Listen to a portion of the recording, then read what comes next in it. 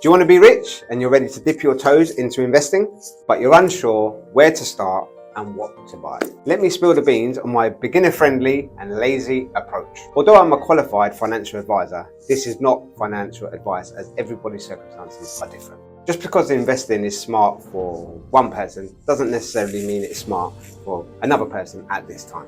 If you want to speak to myself or one of my team, please click the link in my bio to schedule a convenient time to talk about your situation. So you've heard the stock market can be a bit of a wild ride, a bit of a roller coaster, especially with individual stocks. So if you're lazy and want to do it yourself, skip the research, opt for an index fund.